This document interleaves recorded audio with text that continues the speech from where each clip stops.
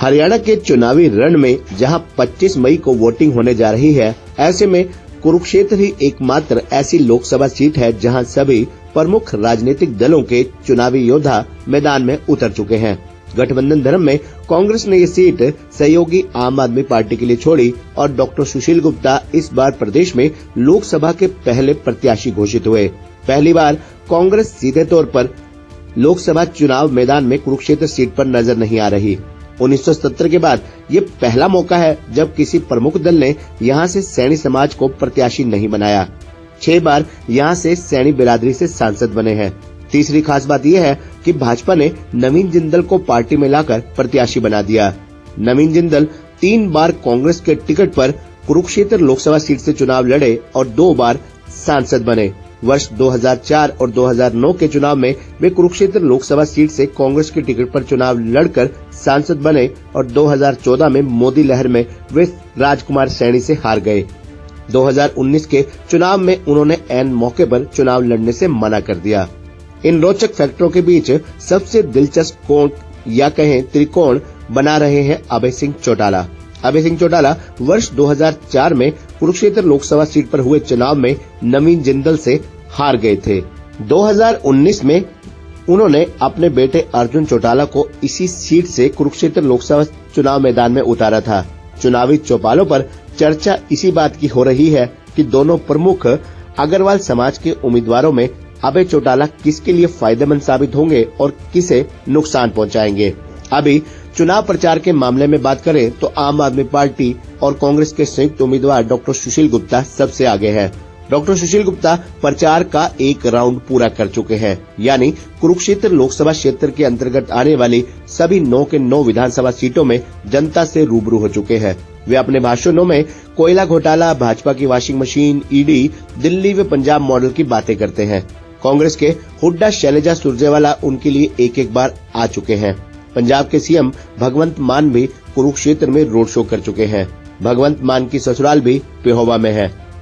नवीन जिंदल सभी हलकों में अभी एक बार ही अपने वर्करों से मिले हैं। हालांकि सीएम नायब सिंह सैनी ने 4 सभाएं की, क्योंकि करीब 2 लाख सैनी वोटर कुरुक्षेत्र लोकसभा क्षेत्रों में है और नायब यहीं के पूर्व सांसद है। पहली बार है जब प्रचार की कमान जिंदल हाउस की टीम की बजाय भाजपा के हाथ में है।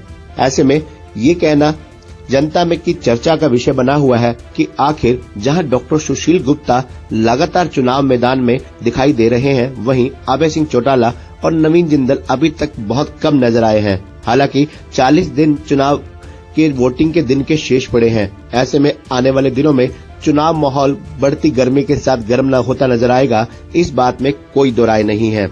बात अगर वर्ष 2004 के चुनाव की करें तो इस चुनाव में अभय सिंह चौटाला को कुरुक्षेत्र सीट से 2 लाख से ज्यादा वोट मिले थे। तब प्रदेश में चौटाला की सरकार थी। 2009 के चुनाव की अगर बात करें तब नवीन जिंदल कांग्रेस के उम्मीदवार थे और उन्हें 3,97,204 वोट पड़े थे। अशोक अरोड़ा इनेलो के उम्मीदवार थे, उन्हें 2,78,475 वोट पड़े थे। वे दूसरे स्थान पर रहे थे। भाजपा के उम्मीदवार गुरदयाल सैनी थे, जिन्हें 1,51,231 वोट पड़े थे और तीसरे स्थान पर रहे थे। इसी प्रकार बात अगर 2014 के चुनाव की करें तो इस सीट पर भाजपा के उम्मीदवार राजकुमार सैनी थे। मोदी लहर में उन्हें 4,18,112 वोट पड़े थे और वहीं दूसरे नंबर पर रहे इनेलो के उम्मीदवार बलबीर सैनी को 2,88,376 वोट पड़े थे। नवीन जिंदल कांग्रेस के उम्मीदवार थे। 2 बार इस सीट से सांसद रह चुके नवीन जिंदल तीसरी बार 2014 में भी कांग्रेस के टिकट पर भाग्य आजमाने उतरे थे। वे इस चुनाव में तीसरे स्थान पर रहे। उन्हें 2,87,722 वोट पड़े। बात अगर 2019 के चुनाव की करें तो 2019 के चुनाव में नायब सिंह सैनी भाजपा के उम्मीदवार थे, जिन्हें 6,88,629 वोट पड़े थे। वहीं कांग्रेस के उम्मीदवार निर्मल सिंह को 3,04,038 वोट पड़े थे। बहुजन समाज पार्टी की शशि सैनी तीसरे स्थान पर रही, जिन्हें 75,625 वोट मिले थे। जबकि 2019 के चुनाव मैदान में इनेलो की ओर से उतरे अर्जुन चौटाला को 65,000 वोट ही मिले थे। इस बार सबसे ज्यादा नजर इसी बात पर है कि जाट आखिर किसके साथ जाएंगे।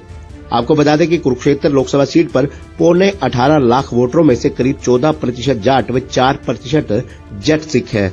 ऐसे में देखने वाली बात ये होगी कि जाट समाज किस उम्मीदवार को अपना सांसद बनाने के लिए वोट करेगा। यहाँ ये भी बताना जरूरी है कि कुरुक्षेत्र लोकसभा सीट वर्ष 1970 में अस्तित्व में आई थी। उससे पहले ये कैथल लोकसभा का हिस्सा हुआ करती थी। तब गुलजारीलाल नंदा यहाँ से 2 बार सांसद रहे, वह 2 बार कार्यवाहक प्रधानमंत्री भी रहे।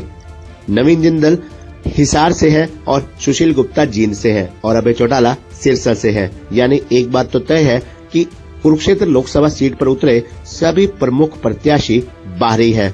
मजेदार ये भी है कि पिछले 4 चुनावों में यहाँ से बाहरी प्रत्याशी ही जीतते आए हैं। बात अगर हलकों की करे तो थानेसर, पेहोवा, कैथल व कलायत में भाजपा, लाडवा व रादौर में कांग्रेस, चीका व शाहबाद से जननायक जनता पार्टी के विधायक हैं। पुंडरी से निर्दलीय भाजपा बैकग्राउंड से है। ऐसे में आने वाले चुनावों में जहां नवीन जिंदल भाजपा के उम्मीदवार के रूप में अपने पुराने नेटवर्क के भरोसे चुनाव मैदान में नजर आ रहे हैं, वहीं आम आदमी पार्टी के सुशील गुप्ता को कांग्रेस का सहारा नजर आ रहा है। वहीं देखने वाली बात यह होगी कि अभय चौटाला की उम्मीदवारी किस किस पर असर डालेगी।